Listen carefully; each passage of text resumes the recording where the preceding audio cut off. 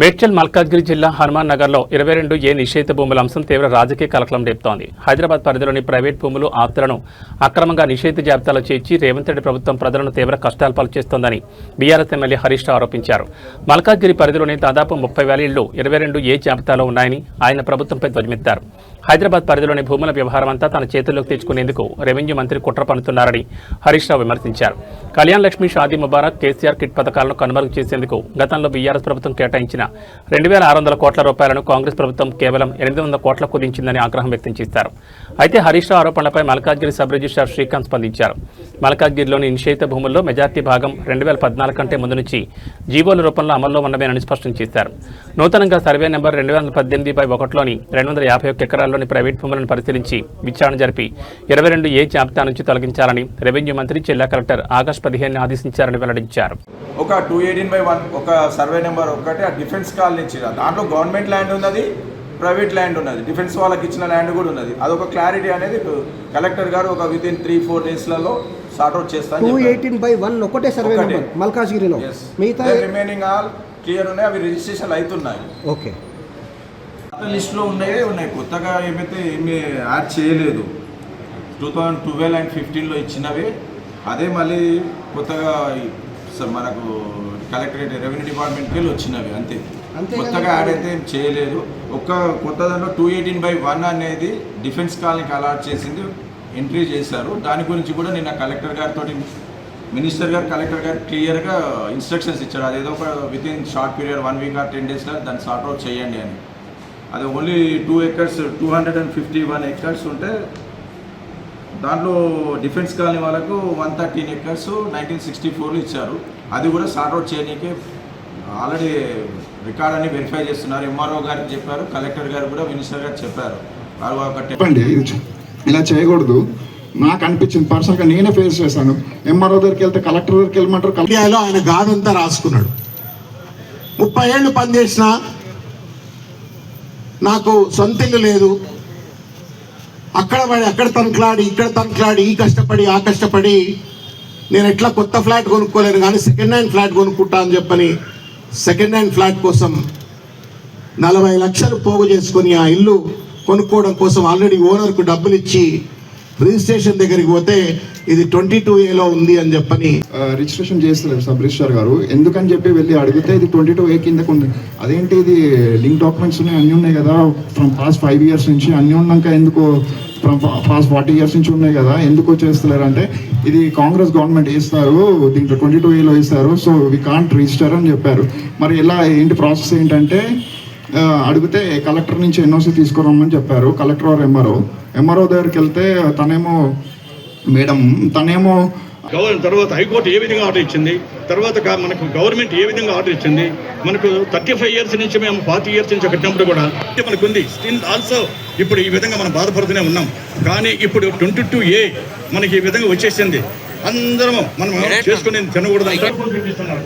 వాళ్ళు ఏమిటి వాళ్ళ శక్తి ఇప్పుడు అలాంటి లేకుండా మనం మన గౌరవాలు కాపాడుకోవాలి.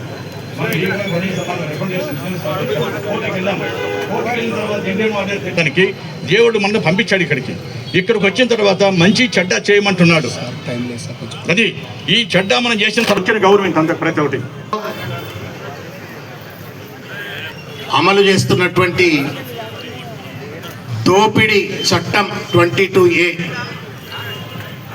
దీనికి వ్యతిరేకంగా నిరసన తెలిపేందుకు విచ్చేసినటువంటి మనందరికీ అండగా ఉంటూ మనతో పాటు ఈ పోరాటానికి మద్దతు తెలిపేందుకు ముఖ్య అతిథిగా విచ్చేసినటువంటి పెద్దలు, గౌరవనీయులు, మాజీ మంత్రివర్యులు, అన్న అంటే నేను, అదేవిధంగా ఈ నియోజకవర్గ శాసనసభ్యులు, ఈ యొక్క ధర్నా కార్యక్రమాన్ని నిర్వహిస్తున్నటువంటి పెద్దలు మరి రాజశేఖర్ రెడ్డి గారు, అదేవిధంగా ఈ నియోజకవర్గ సీనియర్ నాయకులు నందికంటి శ్రీధర్ గారు, తెలంగాణ ఇవాళ ఒక దోపిడీ రాజ్యం ఇవాళ తెలంగాణలో కొనసాగుతున్నటువంటి ఒక పరిస్థితి.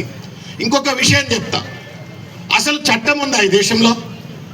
రేవంత్ రెడ్డి రాజ్యంలో చట్టాల పట్ల గౌరవం ఉందా? అంటే ఒక ప్రజలు భూమిని కానీ లేకపోతే ఇండ్లను కానీ నువ్వు 22Aలో చేర్చాలంటే, యజమాని హక్కును మార్పిడి చేయాలంటే నోటీస్ ఇవ్వాల. నోటీస్ ఇవ్వాలా? పైసలు ఇవ్వాలమ్మా. చూసినవా, నోటీస్ ఇచ్చే దగ్గర పైసలు ఇవ్వాలట. పైసలు తప్పేటువంటి ఏమనాలా? గాదె కింద పందికొక్కు అంటారు. ఇవాళ గాలి కింద పందికొక్కు లెక్క ఇవాళ దోపిడీకి పాల్పడతా ఉన్నారు. చట్టం అంటే గౌరవం లేదు, రాజ్యాంగం అంటే గౌరవం లేదు. కనీసం అదేవిధంగా మా ఎమ్మెల్సీ దాసోజు శ్రావణ్ గారికి, కాలేరు వెంకటేష్ అన్నకు, ఎమ్మెల్యే లక్ష్మణకు, మా నాయకులకు, ఇక్కడికి వచ్చిన అక్కలకు, అన్నలకు, తమ్ముళ్ళకు, చెల్లెళ్ళకు అందరికీ కూడా నా యొక్క నమస్కారం తెలియజేస్తున్నా. అన్న, మా దగ్గర ఈ గడిచిన 1.5 ఇయర్ కాలంలో సుమారు 30,000 ఇండ్లని ఈ యొక్క నిషేధిత జాబితాలో పెట్టిండ్రన్న. మాకు వక్ఫ్ బోర్డులో ఇంతకుముందు ఎప్పుడు కూడా నిషేధిత జాబితాలో లేకుండే. ఒక 20 ఎకరాలు కబ్జా పెట్టుకోవడానికి దాన్ని కూడా నిషేధిత జాబితాలకు తీసుకొచ్చిండ్రు. సభకు నమస్కారం. గౌరవనీయులు, పూజ్యులు మన ఎమ్మెల్యే గారు, సార్ గారికి, హరీష్ రావు గారికి నా పాదావందన చేసి అందరికీ మిమ్మల్ని అందరూ నమస్తే చేసి, నేను గోకుల్ నగర్, పార్వతీ నగర్ నుంచి Kashinath I'm the lawyer. And మన ప్రాబ్లమ్స్ గురించి మనకు we have to take the notice of our elderly persons and respected persons. See, offering like this only, no single day we are happy. See, per day 10 times ఈ యొక్క దాని గురించి మనం మాట్లాడుకోకపోతే మనకు sleep అనేది లేకుండా పోతుంది. నేను ఎలా మీ ముందు నేను ఉంచుకున్నాను. మనం అందరూ సర్కారు నడుపుతలేరు, సర్కస్ నడుపుతున్నారు. ముఖ్యమంత్రి ఇంటికే దిక్కు లేకపోతే ఇక సామాన్య ప్రజల పరిస్థితి ఏంది? పేద ప్రజల పరిస్థితి ఏంది? ఇప్పుడు ముఖ్యమంత్రులు నిషేధిత జాబితాలకు వచ్చినాక ఇప్పుడు సురుకు పుట్టింది. ఇప్పుడు వచ్చి రేవంత్ రెడ్డి ఈయన అంటుండు పొంగులేటి సారీ అంటుండు. ఎవరికి చెప్తున్నావు పొంగులేటి సారీ? ముఖ్యమంత్రికి చెప్తున్నావా? ఏదో తెలియక నీళ్ళు కూడా పెట్టినా జరేమనుకోకు సారీ అంటున్నా. ఇంత పదవి పోతుందని సారీ చెప్తున్నావా?